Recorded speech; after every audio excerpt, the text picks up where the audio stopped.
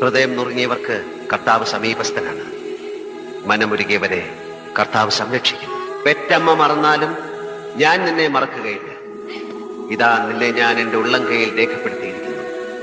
യേശയ്യായുടെ പുസ്തകം 49 അധ്യായം 16 മുതൽ 18 വരെ.